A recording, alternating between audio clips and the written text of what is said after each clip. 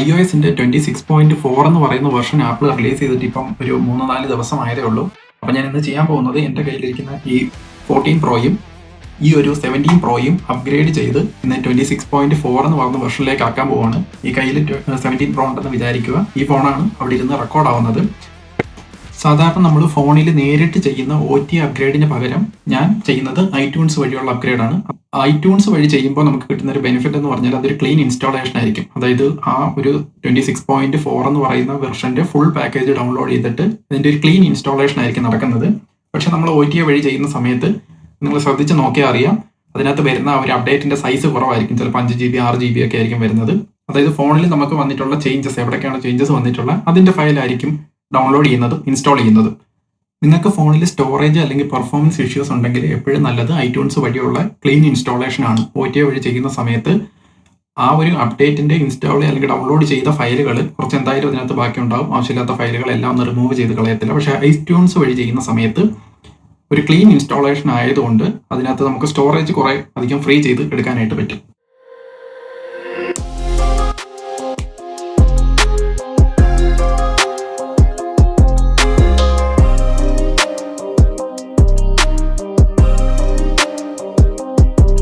iOS upgrade iTunes വഴി എങ്ങനെയാണ് ചെയ്യുന്നത് എന്നുള്ളത് ഞാൻ ഓൾറെഡി ഒരു വീഡിയോ കുറച്ചാൾ മുൻപ് ചെയ്തിട്ടുണ്ട്. അപ്പോൾ അത് ഡീറ്റെയിൽ ആയിട്ട് കാണേണ്ടവർ വിൻഡോസിനാണെങ്കിലും മാക്കിനാണെങ്കിലും അത് ഡീറ്റെയിൽ ആയിട്ട് കാണേണ്ടവർ ആ വീഡിയോ കണ്ടാൽ മതി.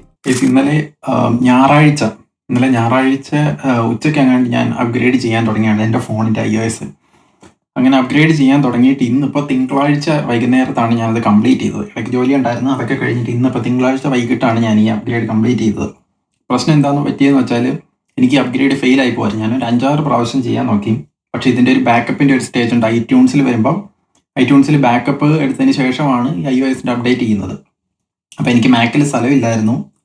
അപ്പോൾ മാക്കിൽ സ്ഥലമില്ലാത്തതുകൊണ്ട് ഞാൻ iCloud ചെയ്യാൻ നോക്കി. അപ്പോൾ iCloudലും സ്ഥലമില്ലാഞ്ഞുകൊണ്ട് ആ ഒരു ബാക്കപ്പ് ഫെയിൽ ആകുമായിരുന്നു.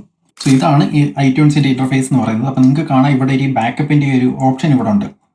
അപ്പോൾ ഞാൻ കഴിഞ്ഞ പ്രാവശ്യം iTunes വഴി അപ്ഗ്രേഡ് ചെയ്ത സമയത്ത് ഈ ബാക്കപ്പ് ഞാൻ എടുത്തിട്ടാണ്, ബാക്കപ്പ് റൺ ചെയ്തിട്ടാണ് ഞാൻ അപ്ഗ്രേഡ് ചെയ്തത്. അതുകൊണ്ട് എനിക്ക് പ്രശ്നമൊന്നും വന്നില്ല. ഇപ്രാവശ്യം ഞാനിത് ഡിസേബിൾ ചെയ്യാൻ നോക്കി. അതായത് അപ്ഗ്രേഡ് ചെയ്യുന്നുണ്ട് പക്ഷേ ഞാൻ ബാക്കപ്പ് എടുക്കുന്നില്ല. അപ്പോൾ അങ്ങനെ ചെയ്യാൻ നോക്കിയ സമയത്താണ് എനിക്ക് പ്രശ്നം വന്നത്. അപ്പോൾ ഞാൻ ഇതിനെക്കുറിച്ച് നോക്കിയപ്പോൾ ഇത് ഡിസേബിൾ ചെയ്യാനായിട്ട് ഒരു ഓപ്ഷൻ ഉണ്ട്, ഒരു കമാൻഡ് ഉണ്ട്. അങ്ങനെ ആ കമാൻഡ് റൺ ചെയ്തിട്ട് ഞാനൊരു 3-4 പ്രാവശ്യം ഇത് അപ്ഗ്രേഡ് ചെയ്യാൻ നോക്കി. അപ്പോഴല്ലേ എനിക്ക് കണ്ടിന്യൂസ് ആയിട്ട് ഫെയിൽ ആയിക്കൊണ്ടായിരുന്നു ഇരിക്കുന്നത്. കാരണം ഇത് ബാക്കപ്പ് എടുക്കാൻ സ്റ്റിൽ ഇത് ട്രൈ ചെയ്യുന്നുണ്ട്. അങ്ങനെ പിന്നെ കൂടുതൽ ഞാൻ നോക്കിപ്പോയി. എൻ്റെ OS ഞാനിപ്പോൾ മാക്കിൽ യൂസ് ചെയ്യുന്നത് തഹോയ് എന്ന് പറയുന്ന വെർഷനാണ് യൂസ് ചെയ്യുന്നത്. തഹോയ് 26.3 ആണ് ഞാൻ ഇവിടെ യൂസ് ചെയ്യുന്നത്. അങ്ങനെ ആ വെർഷൻ വെച്ച് നോക്കിയപ്പോഴാണ് മനസ്സിലായത്.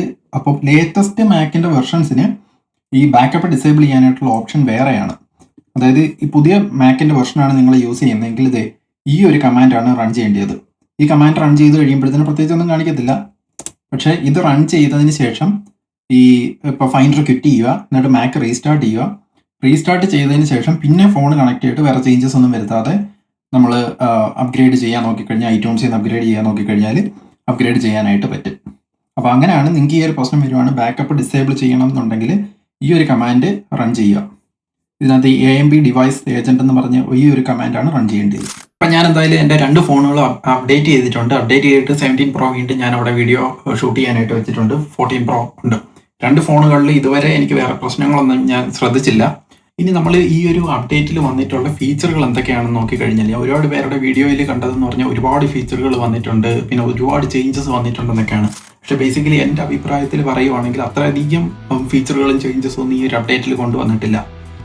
ഇതിനകത്ത് ചേഞ്ചസ് കുറച്ച് വന്നിട്ടുണ്ട്. പക്ഷെ അതിനെല്ലാം നമുക്ക് ഫീച്ചർ എന്ന് പറയാൻ പറ്റത്തില്ല. ഫീച്ചർ എന്ന് പറയുന്നത് ഞാൻ നോക്കിയിട്ട് ഒരു 4-5 എണ്ണം മാത്രമേ, അല്ലെങ്കിൽ ഒരു 3-4 എണ്ണം മാക്സിമം, അത് മാത്രമേ ഫീച്ചർ എന്ന് പറയാനായിട്ട് ഞാൻ ഇതിനകത്ത് കണ്ടുള്ളൂ. ഫസ്റ്റ് ഫീച്ചർ എന്ന് പറഞ്ഞ് ഇതിനകത്ത് വന്നിട്ടുള്ളത് മ്യൂസിക് ആപ്ലിക്കേഷനിൽ ആപ്പിൾ ഇൻ്റഗ്രേഷൻ കൊണ്ടുവന്നിട്ടുണ്ടെന്നാണ്. ഇൻ്റലിജൻസ് അതിനകത്ത് കൊണ്ടുവന്നിട്ടുണ്ട്. അതായത് നമുക്ക് ഇപ്പോൾ എന്താണ് നമുക്ക് പാട്ട് വേണ്ടതെന്ന് നമുക്ക് അതിനകത്ത് ടൈപ്പ് ചെയ്ത് കൊടുത്തു കഴിഞ്ഞാൽ അതിൻ്റെ ഒരു പ്ലേ ലിസ്റ്റ് AI വെച്ചിട്ട് അവർ ക്രിയേറ്റ് ചെയ്ത് തരും. ഇപ്പോൾ നമുക്ക് 2000 ആ ഒരു ടൈമിലുള്ള എന്തെങ്കിലും മെലഡി ആയിട്ടുള്ള പാട്ടുകൾ വേണം എന്നൊക്കെ പറഞ്ഞ് കൊടുത്തു കഴിഞ്ഞാൽ, ഡിസ്ക്രൈബ് ചെയ്ത് കൊടുത്തു കഴിഞ്ഞാൽ, നമ്മൾ ChatGPTയിലേക്ക് ചോദിക്കുന്നത് പോലെ കൊടുത്തു കഴിഞ്ഞാൽ അതിൻ്റെ ഒരു പ്ലേ ലിസ്റ്റ് ആപ്പിൾ ഇൻ്റലിജൻസ് വെച്ചിട്ട് അവർ ക്രിയേറ്റ് ചെയ്ത് തരും. പിന്നെ വന്നിട്ടുള്ള മറ്റൊരു ചേഞ്ച് എന്ന് പറയുന്നത് ഷസാം ആപ്പ് യൂസ് ചെയ്യുന്നവരാണെങ്കിൽ, അതായത് നമുക്ക് പാട്ട് കേൾപ്പിച്ച് കൊടുത്തിട്ട് ആ ഒരു പാട്ട് ഏതാണെന്ന് ഐഡന്റിഫൈ ചെയ്യാനായിട്ട് ഷസാം ആപ്പ് യൂസ് ചെയ്യുന്നവരാണെങ്കിൽ അവർക്ക് ഇനി തൊട്ട് ഷസാം ആപ്പ് ഓഫ്ലൈനും വർക്ക് ചെയ്യുന്ന രീതിയിൽ അവർ ഒരു ചേഞ്ച് കൊണ്ടുവന്നിട്ടുണ്ട്, പുതിയൊരു ഫീച്ചർ കൊണ്ടുവന്നിട്ടുണ്ട്.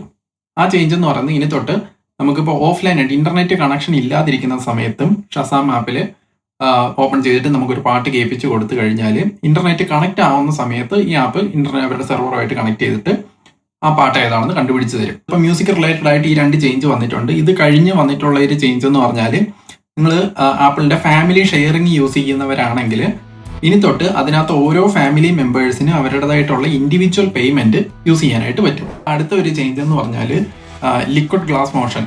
അതായത് ഇപ്പോൾ ലിക്വിഡ് ഗ്ലാസിന്റെ ഈ ഒരു അപ്ഡേറ്റ് ആപ്പിളിൽ വന്നതിന് ശേഷം അതിനകത്ത് അനിമേഷനിലൊക്കെ ഒരുപാട് വ്യത്യാസം വന്നിട്ടുണ്ട്. ആ ഒരു ലിക്വിഡ് ഗ്ലാസിന്റെ മോഷനിലൊക്കെ നല്ല രീതിയിലുള്ള വ്യത്യാസം വന്നിട്ടുണ്ട്. ഇനി തൊട്ട് ആ ലിക്വിഡ് ഗ്ലാസിന്റെ ഒരു മോഷൻ റെഡ്യൂസ് ചെയ്യണമെങ്കിൽ ആപ്പിൾ പുതിയൊരു ചേഞ്ച് കൊണ്ടുവന്നിട്ടുണ്ട്. അത് ഡിസേബിൾ ചെയ്യാനായിട്ട് ഒരു ഓപ്ഷൻ കൊണ്ടുവന്നിട്ടുണ്ട്. ലിക്വിഡ് ഗ്ലാസ് മോഷൻ അത്ര ഇഷ്ടപ്പെടാത്തവർക്ക് അത് നല്ലൊരു ചേഞ്ച് ആണ്. അവർക്ക് അത് ഡിസേബിൾ ചെയ്തിട്ട് യൂസ് ചെയ്യാൻ പറ്റും. ചിലർ ബാറ്ററി ബാക്കപ്പിന്റെ ഒക്കെ കാര്യത്തിൽ ഭയങ്കര പേടിയുള്ളവരുണ്ട്. അത് പെട്ടെന്ന് ഫോണിന്റെ ബാറ്ററി തീർന്നു പോകും, അല്ലെങ്കിൽ ബാറ്ററി കപ്പാസിറ്റി കുറയും, അങ്ങനെയൊക്കെ പറഞ്ഞ് പേടിക്കുന്നവർക്ക് ഈ ലിക്വിഡ് ഗ്ലാസ് മോഷൻ ഡിസേബിൾ ചെയ്തിടുവാണെങ്കിൽ ഒരു ബാറ്ററി ബാക്കപ്പ് കുറച്ചും കൂടെ ഒക്കെ കിട്ടാനായിട്ട് അത് ഹെൽപ്പ് ചെയ്യും. പിന്നെ വന്നിട്ടുള്ള ഒരു ചേഞ്ച് എന്ന് പറഞ്ഞാൽ റിമൈൻഡേഴ്സിലാണ്. റിമൈൻഡേഴ്സിൽ ഇനി തൊട്ട് നമുക്ക് ഇപ്പോൾ ഏതെങ്കിലും ഒരു റിമൈൻഡർ നമുക്ക് അർജന്റ് ആക്കി സെറ്റ് ചെയ്യാൻ പറ്റും. അതിനകത്ത് റിമൈൻഡേഴ്സ് ആപ്പിനകത്ത് പുതിയൊരു കാറ്റഗറി കൊണ്ടുവന്നിട്ടുണ്ട്.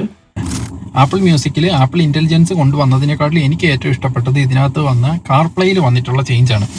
അതായത് ഇനി മുതൽ നമുക്ക് ഈ ഒരു കാർപ്ലേ എടുക്കുന്ന സമയത്ത് അതിനകത്ത് AI ചാറ്റ് ബോട്ടുകളായിട്ടുള്ള ഇപ്പോൾ ജെമിനി അല്ലെങ്കിൽ ChatGPT പോലുള്ള AI ചാറ്റ് ബോട്ടുകളായിട്ട് നമുക്ക് ഇതിനകത്ത് ഇനി സംസാരിക്കാൻ പറ്റും. വോയിസ് ഇന്ററാക്ട് ചെയ്യാനായിട്ടുള്ള ആ ഒരു ഫംഗ്ഷനാലിറ്റി എനേബിൾ ചെയ്തിട്ടുണ്ട്. അപ്പോൾ അത് ഇപ്പോൾ കറന്റ് സപ്പോർട്ട് ചെയ്യത്തില്ല. ഇപ്പോൾ നോക്കിക്കഴിഞ്ഞാൽ ഇതിനകത്ത് ഒന്നും വന്നിട്ടില്ല. ഇനി ChatGPTയുടെ അല്ലെങ്കിൽ ജെമിനിയുടെ പുതിയ അപ്ഡേറ്റ്സ് അവർ കൊണ്ടുവരുന്ന സമയത്ത് ആ ഒരു ആപ്ലിക്കേഷൻ കൂടെ എനേബിൾ ചെയ്യും. എനേബിൾ ചെയ്യുന്ന സമയത്ത് നമുക്ക് ഇവിടുന്ന് ഇങ്ങനെ സിറിയുടെ അടുത്ത് നമ്മൾ സംസാരിക്കാം. ആപ്പിൾ കാർപ്ലേയിൽ നമുക്ക് സിറിയോട് സംസാരിക്കുന്നത് പോലെ തന്നെ നമുക്ക് ഇനി ChatGPT അല്ലെങ്കിൽ ജെമിനി എടുത്ത് നമുക്ക് വണ്ടി ഓടിച്ചുകൊണ്ടിരിക്കുമ്പോൾ സംസാരിക്കാം. ഇത്രയാണ് കുറച്ച് യൂസ്ഫുൾ ആയിട്ടുള്ള ഫീച്ചേഴ്സ് എന്ന് എനിക്ക് തോന്നിയത്. അല്ലാതെ ഒരുപാട് ഫീച്ചറുകൾ ചില പറയുന്നുണ്ട്, മൈന്യൂട്ട് ആയിട്ടുള്ള കാര്യങ്ങൾ, ചില ഐക്കണിന്റെ ഒക്കെ കീഴിൽ ഒരു ചെറിയ ഒരു ഷെയ്ഡ് കൊണ്ടുവന്നിട്ടുണ്ട്, പിന്നെ കളറിൽ ചെറിയൊരു ചേഞ്ച് വന്നിട്ടുണ്ട്. ഇതൊക്കെ ഒരുപാട് പേര് ഫീച്ചറായിട്ട് പറയുന്നുണ്ട്. പേഴ്സണലി എനിക്ക് തോന്നുന്നു ഫീച്ചറായിട്ട് തോന്നാറൊന്നുമില്ല. അതൊക്കെ ചേഞ്ചസ് ആണ്. അല്ലാതെ നമ്മൾ ഡേ ടു ഡേ നമുക്ക് ഇതുകൊണ്ട് യാതൊരു ബെനിഫിറ്റോ അല്ലെങ്കിൽ ഒട്ടും യൂസ്ഫുൾ ആയിട്ട് തോന്നാത്തൊരു കാര്യമാണ് ഈ ചെറിയൊരു ഷെയ്ഡ് കൊണ്ടുവരുന്നത്, അല്ലെങ്കിൽ ഒരു ഷാഡോയിൽ വരുന്നത്, ഒരു കോർണർ ഇങ്ങനെ ഇരിക്കുന്നത്, വളഞ്ഞിരിക്കുന്നതൊന്നും അതിനകത്ത് വലിയ ഫീച്ചറായിട്ടൊന്നും പറയാൻ പറ്റത്തില്ല. എനിക്കങ്ങനെ തോന്നിയിട്ടുമില്ല. സോ അതൊന്നുമില്ല. ഇതിനകത്ത് ആകെ ഒരു 4-5 ഫീച്ചറുകൾ മാത്രമേ ഇതിനകത്ത് വന്നിട്ടുള്ളൂ.